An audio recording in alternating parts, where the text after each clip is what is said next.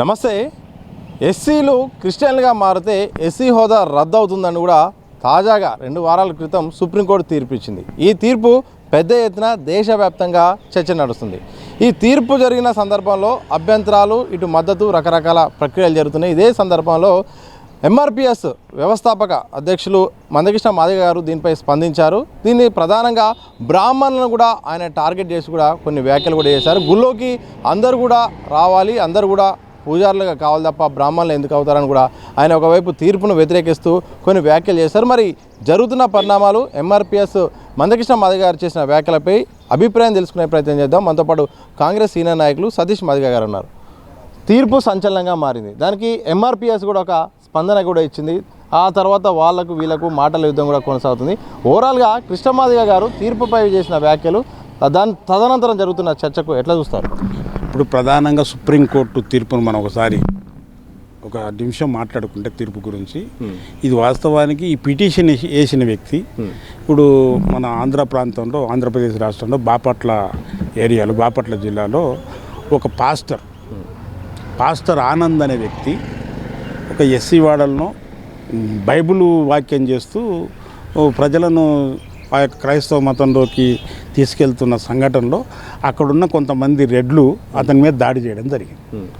దానిపైన పాస్టర్ ఆనంద్ సంబంధిత పోలీస్ స్టేషన్లో పోయి ఒక పిటిషన్ ఇచ్చిండు. ఏమని, నేను పాస్టర్ ఆనంద్, నా పేరు, నేను సో ఎస్సీ మాదిగ కులం, నేను బైబిల్ వాక్యాలు చెప్తుంటాను, నేను ఎస్సీవాడలో వెళ్ళి బైబిల్ వాక్యం చెప్తున్నాగా నా మీద అట్లా కులంతో తిట్టి దాడి చేసిండ్రు పలాని వ్యక్తులు, అట్రాసిటీ కేసు నమోదు చేయండి అని చెప్పేసి అని ఇతడు ఆ పోలీస్ స్టేషన్లో కంప్లైంట్ ఇచ్చాడు. అయితే ఈ పిటిషన్లోనే ఒక తప్పిదం ఉంది. ఏది, నేను క్రైస్తవుని, నేను పాస్టర్ను, నేను ఇట్లా బైబిల్ వాక్యం చెప్పనీకి పోతుంది అన్నప్పుడు ఇది వాస్తవానికి 1950లో భారతదేశానికి భారత రాజ్యాంగం అమల్లోకి వచ్చిన దినం రోజే హిందూ మతం నుంచి క్రైస్తవ మతంలోకి వెళ్ళిన వ్యక్తులకు వాళ్ళు ఎస్సీలుగా గుర్తించబడరు, వాళ్ళకి ఎస్సీ రిజర్వేషన్స్ వర్తించవు, ఎస్సీ ఎస్టీ రక్షణ చట్టాలు కూడా వర్తించవని చెప్పేసి అని స్పష్టంగా చెప్పాం. అప్పుడు ఈ ఇష్యూ పైన ఏదైతే కంప్లైంట్ పైన ఆ బాధిత ఎవరైతే ఉన్నారో నేరం చేసిన వ్యక్తి అతను హైకోర్టును ఆశ్రయించాడు. ఆంధ్రప్రదేశ్ హైకోర్టును ఆశ్రయిస్తే హైకోర్టు తీర్పిచ్చింది, ఈ కేసు చెల్లబడదు, ఇది ఎస్సీ ఎస్టీ చట్టం వర్తించదు ఇతనికి ఈ కేసులు అని చెప్పేసి అని స్పష్టంగా తీర్పిచ్చింది. దాని మీద మళ్ళీ ఆనంద్ ఏం చేసిందంటే సుప్రీంకోర్టు పోయాడు. సుప్రీంకోర్టులో కూడా సేమ్ ఆంధ్రప్రదేశ్ రాష్ట్రం ఇచ్చిన తీర్పే ఇచ్చింది.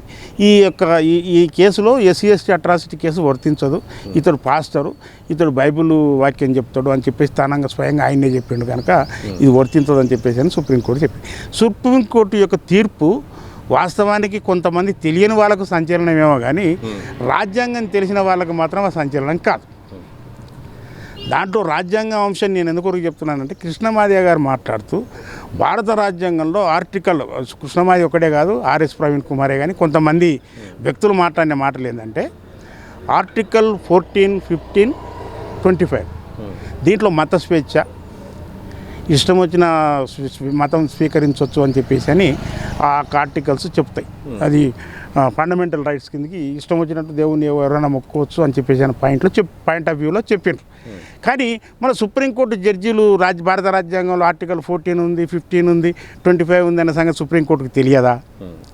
అంటే ఈ జడ్జిమెంట్ వెనుక ప్రధానంగా సనాతన ధర్మాన్ని మరియు హైందవ ధర్మాన్ని ముందుకు గట్టిగా బలంగా వాదిస్తూ అంటరంతనాన్ని ప్రోత్సహిస్తూ ముందుకు సాగిన ఆర్ఎస్ఎస్ అనే సంస్థ, దానికి ఉన్న రాజకీయ సంస్థ భారతీయ జనతా పార్టీ, ఈ యొక్క జడ్జిమెంట్ వెనక వాళ్ళ పూర్తి అది ఉన్నది, వాళ్ళ సపోర్ట్ ఉన్నది. ఇందులో ఆ జడ్జిమెంట్ వెనక ఆర్ఎస్ఎస్ ఉన్నది, బీజేపీ ఉన్నది. ఎందుకొరకంటే హిందూ మతంలో ఉన్న వాళ్ళు ముస్లిం మతంలోకి కానీ క్రైస్తవ మతంలోకి వెళ్ళొద్దని చెప్పేసి బలంగా వాదిస్తున్న వ్యక్తులు ఎవరైనా ఉన్నట్టే అది ఆర్ఎస్ఎస్ వాళ్ళే. ఈ యొక్క జడ్జిమెంట్ వెనక ఈ దళిత వర్గాలకు ఇబ్బంది కలిగించే జడ్జిమెంట్ వెనక ఆర్ఎస్ఎస్ ఉందనేది చాలా స్పష్టంగా తెలియజేస్తున్నాను. ఇదే సందర్భంలో మరి మీరు ఎందుకు తప్పుపడుతున్నారు ఎంఆర్పిఎస్ మందకృష్ణ గారు మాట్లాడిందని, ఆయన వ్యాఖ్యలు మీకు ఉన్న అభ్యంతరం ఏంటి? ఇప్పుడు ప్రస్తుతము మందకృష్ణ మాదిగ గారు పైన బ్లాక్ కండు నల్ల కండు వేసుకోవచ్చు, కానీ ఆయన ప్రస్తుతం ఇప్పుడు నరేంద్ర మోడీ గారి భారత ప్రధాని నరేంద్ర మోడీ గారి కౌగిట్లో ఉన్నాడు ఆయన. భారతీయ జనతా పార్టీకి అనుకూలంగా ఉన్నాడు ఆయన. భారతీయ జనతా పార్టీకి పూర్తి సపోర్ట్గా ఉన్నాడు. ఆయన్నే చెప్పిండు ఆయన బహిరంగ సభల్లోనే, దక్షిణ భారతదేశంలో నేను తమ్మునిగా పనిచేస్తాను, నేను నరేంద్ర మోడీ గారికి లక్ష్మణునిగా పనిచేస్తానని చెప్పిండు ఆయన. దక్షిణ భారతదేశంలో ఈ యొక్క బ్రాహ్మణుల జనాభా చాలా తక్కువ. ఈ యొక్క దక్షిణ భారతదేశంలో ఉత్తర భారతదేశంలో కానీ ఇది కానీ జరిగితే ఇది కానీ మాట్లాడితే మొత్తం మంటలై మండే ప్రమాదం ఉంది అక్కడ. ఎందుకంటే అక్కడ బ్రాహ్మణ్స్ ఎక్కువ ఉత్తర భారతదేశంలో. అదే ఇక్కడ దక్షిణ భారతదేశంలో బ్రాహ్మణుల జనాభా మొత్తం కొట్టుకుంటే 3-4% ఉంటారు. ఈరోజు మందకృష్ణ మాదిగ గారి వ్యాఖ్యలు ఎట్టున్నాయంటే, ఈ యొక్క బ్రాహ్మణ్స్ను వాస్తవానికి భారత రాజ్యాంగము సుప్రీంకోర్టు తీర్పులో బ్రాహ్మణ్స్ గురించి అసలు మాట్లాడలేదు. అసలు మందకృష్ణ మాదిగ గారు బ్రాహ్మణులను ఎందుకు గుంజుకొచ్చింది ఇందులోకి?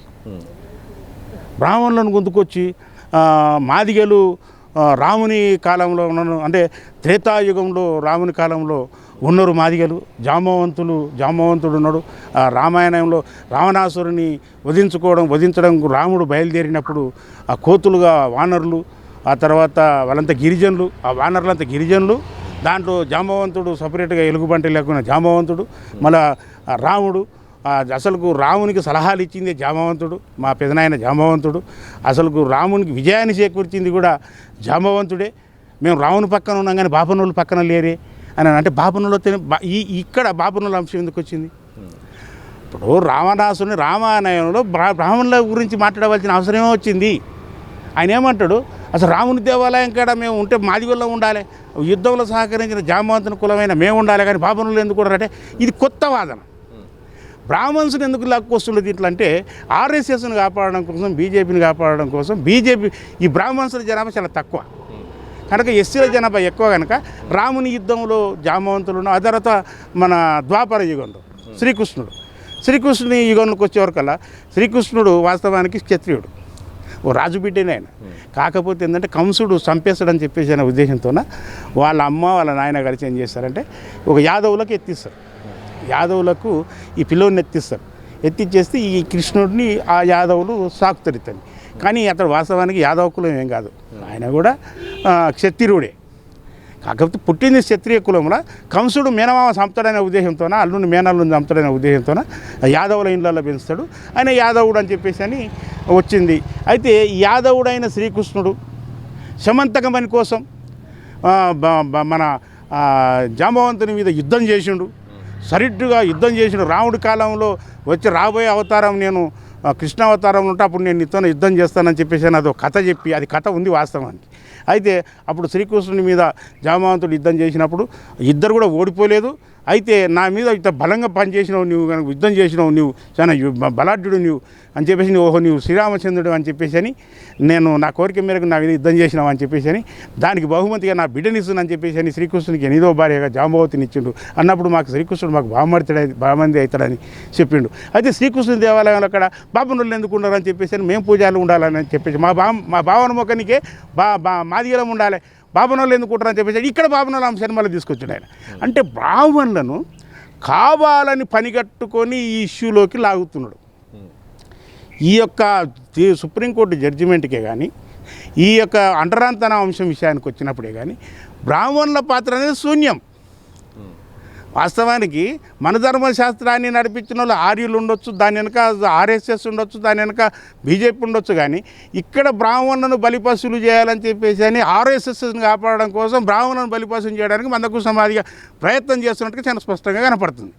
ఈ ఇష్యూలో సైడ్ ట్రాక్ పట్టించేసి భారతీయ జనతా పార్టీని ఆర్ఎస్ఎస్ని కాపాడడం కోసం కృష్ణ మాదిగ ఈ యొక్క ప్రయత్నం చేసి బ్రాహ్మణ్స్ ఆర్ఎస్ఎస్లో ఉంటారు కనుక మీరందరూ ఆటోమేటిక్గా బీజేపీకి సంబంధించుకున్న అభిమానులు ఉంటారు కనుక ఈ 1%, 2% ఉన్న వాళ్ళ గురించి అవసరం లేదు, 14%, 15% ఉన్న జనాన్ని నీకు యాడ్ చేస్తానని చెప్పేసి అంతర్గతంగా కిషన్ రెడ్డితోన నరేంద్ర మోడీ దగ్గర, అమిత్ షా దగ్గర మిలాఖాత్ అయి మాట్లాడుకొని సుప్రీంకోర్టు జడ్జిమెంట్ దేశవ్యాప్తంగా ఓ సంచలనం అయింది కనుక వాళ్ళ దగ్గర మాట్లాడుకొని నీ ఇష్యూ ఎత్తు మందకృష్ణ అని చెప్పేసి నల్లకండ భుజం మీద వేసుకొని బాపనోళ్ళు అన్యాయంగా బాపనోళ్ళని తీసుకొచ్చి వాళ్ళ పుట్టగొట్టే కార్యక్రమానికి మందకృష్ణ మాదిగ శ్రీకారం చుట్టినట్టుగా స్పష్టంగా కనపడుతుంది. ఫైనల్గా ఏం చెప్తారు? ఒకవైపు గతంలో ఉన్న తీర్పునే మరోసారి సుప్రీంకోర్టు కూడా ఇచ్చింది. చాలామంది కూడా మత స్వేచ్ఛ అని కూడా రాజ్యాంగంలో ఉంది. ఇటు మద్దతు, ఇటు అభ్యంతరాలు వస్తున్నాయి. ఫైనల్గా ఈ తీర్పు విషయంలో ఏమైనా సమీక్షించాల్సిన అవసరం ఉందా, లేకపోతే ఇలాగే కొనసాగాల? దీని విషయంలో చాలా మంచి ప్రశ్న అడిగారు మీరు. పార్లమెంట్లో దీని మీద చర్చ జరగాలి. ఎందుకొరకు అంటున్నంటే, ఇది మతం మార్పిడి కావచ్చు, కానీ కుల మార్పిడి కాదు. కుల మార్పిడి కాదు ఇది. ఎందుకంటే కులము అనేది ఈ బీసీ కులాలు, ఎస్సీ కులాలు ఏవైతే ఉన్నాయో ఇవి అంటరాని కులాలు. అంటరానితనంతోనే మాకు రిజర్వేషన్స్ వచ్చినాయి. రిజర్వేషన్స్ ప్రధానంగా ఎస్సీలకు రావడం కారణం ఏంటంటే అంటరానితనమే. అంటరానితనంగా దేవాలయాలకు దూరం పెట్టిండ్రు, స్కూళ్ళకు దూరంగా పెట్టిండ్రు, బడులకు దూరం పెట్టిండ్రు, గుళ్ళకు దూరం పెట్టిండ్రు, సమాజానికి దూరంగా పెట్టారు. కనుకనే మాకు ఈ రిజర్వేషన్స్ వచ్చినాయి. ఈ రిజర్వేషన్ అనేది కూడా అంబేద్కర్ ఇప్పిస్తున్నప్పుడు కూడా ఒక మాట చెప్తాడు, ఇది ఒక ఊతకర్ర లాంటిదే. కులం అనే అన్టచబిలిటీ నీకు ఉన్నది, దిస్ ఈజ్ ఫిజికల్ హ్యాండిక్యాప్డ్. అంటే నీవు ఎదుగుదలకు కులం అని అంటరానితనం అనేది ఒకటి అడ్డంకి ఉంది కనుక దాన్ని అధిగమించడం కోసమే నేను నీకు రిజర్వేషన్ అనే ఒక ఊతకర్ర ఇస్తున్నాను, దాన్ని తీసుకొని నువ్వు అభివృద్ధిలోకి రా అని చెప్పేసి అని అంబేద్కర్ గారు చెప్పింది స్పష్టంగా. కనుక ఈ యొక్క రిజర్వేషన్ అనేది కులం తిక్కు నుంచి, వెనకబాటుతనం తిక్కు నుంచి ఇచ్చిండ్రు, అంటరానితనం తిక్కు నుంచి ఇచ్చిండ్రు.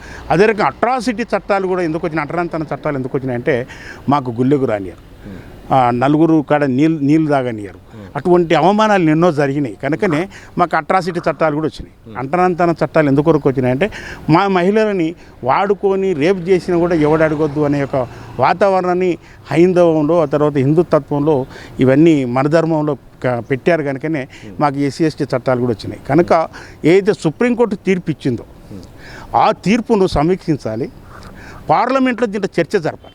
నిజంగానే మందకృష్ణ మాదిగ గారికి దీని మీద ఒక మంచి ఆలోచన ఏమైనా ఉంటే, నరేంద్ర మోడీ గారి కౌగిట్లో ఉన్నావు నువ్వు, అమిత్ షా గారి పక్కన ఉన్నావు నువ్వు, కిషన్ రెడ్డి గారి కేంద్ర మంత్రి కిషన్ రెడ్డి గారి పక్కన ఉన్నావు, వెంటనే పార్లమెంట్లో సుప్రీంకోర్టు తీర్పు పైన పార్లమెంట్లో చర్చ జరిపించి అసలుకు ఈ యొక్క దీని మీద సమీక్ష జరగాలి.